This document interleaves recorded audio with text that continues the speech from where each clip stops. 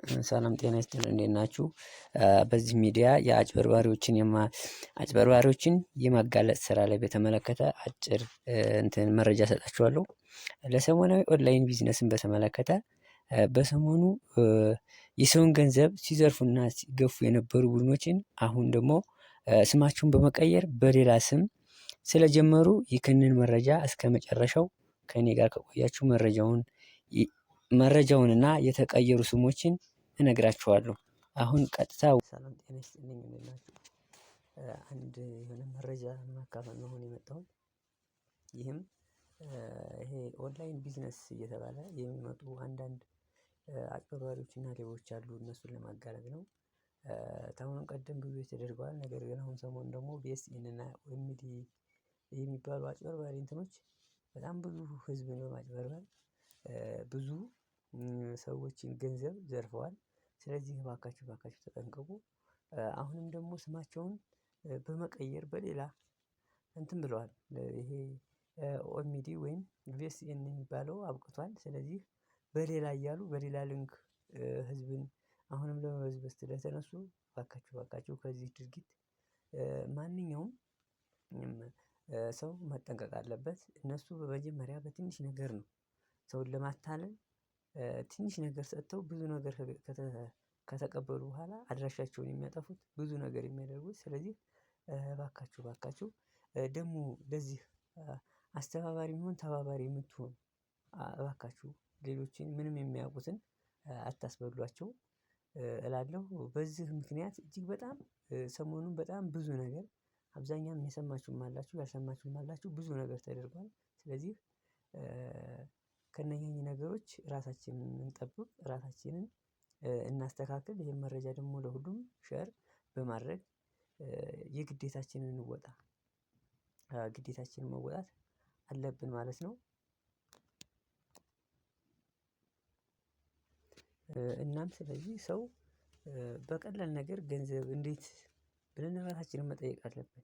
ይሄን ያህል ገንዘብ ሰጠናቸው እንዴት እጥፍ አድርገው ሊሰጡን ይችላሉ? ከየት አምጥተው ነው? እንዴት ተደርጎ ነው?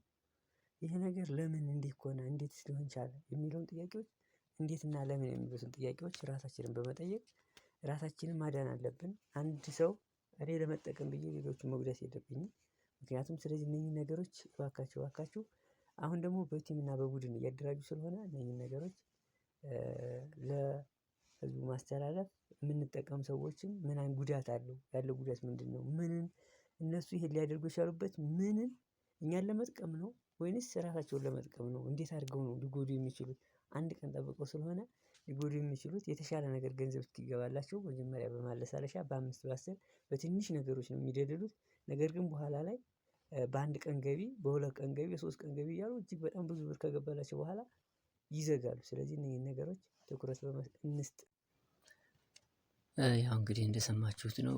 እንግዲህ እነኚህ ቡድኖች ስማቸውን ቀይረዋል። የቀየሩ ቡድኖች ምን በማለት ነው የቀየሩት የሚለው እንግዲህ ያው አሁን መረጃውን እሰጣችኋለሁ። ነገር ግን እነኚህ ቡድኖች ኦኤምዲ፣ ቢኤስኤን የመሳሰሉት ቡድኖች በጣም እስካሁን ብዙ ገንዘብን ከህዝብ ሲገፉ ነበረ።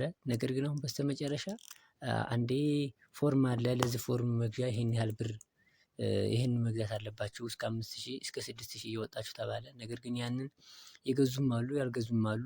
ምክንያቱም ያን ያደረገው ምንድነው? በውስጥ ያለው ብር የተያዘ ብር አለ። እሱን ብር እንዲመለስላችሁ እያሉ የከፈለም አለ። አብዛኛው ግን እንትን አለ። ነገር ግን ያን ከገዙ በኋላ ደግሞ እንደገና የውል ማደሻ ውል ነው እውቅና አለው የእውቅና መያዣ ስለዚህ መግዛት አለባችሁ እያለ ሲያጭበረብር ነበረ።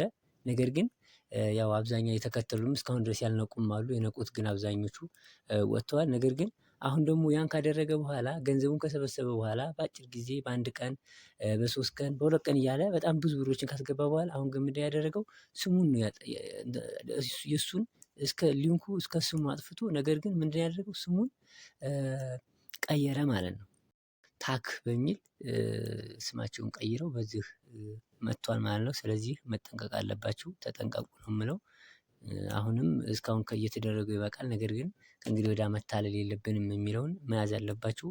ስለዚህ ይህን መረጃ ለሁሉም አዳርሱ ብዬ እላለሁ። ሁለተኛ ደግሞ ባለማወቅ እስካሁን ድረስ ባለማወቅ የተደረገው ይበቃል። ነገር ግን አሁን ግን እነዚህ ነገሮች እንትን እንዳይሉ ተባባሪ የሆናችሁ ስለዚህ ፕሊስ እባካችሁ ምክንያቱም በማይጠቅም ነገር አብዛኛ ብዙ ነገር እየተደረገ ነው። ነገር ግን ያው እኛም ቢሆን ተጠቃሚዎችም ቢሆን እንዴት መጣ ከየት መጣ የሚለውን ነገር ማጣራት አለብን። ምንም ቢሆን ገንዘብ እንግዲህ ገንዘብ የሚያትም ድርጅት ካልሆነ በስተቀር በአንድ ቀን 1000 ብር አስገብቼ 2-3 ሺህ ብር እጥፍ አድርጎ የሚሰጠኝ እንዴት በምን ስሌት ነው እንዴት ከየት መጥቶ ነው የሚለውን እኛም ማገናዘብ አለብን እላለሁ። ስለዚህ ይህንን መረጃ ለሌሎች አዳርሱ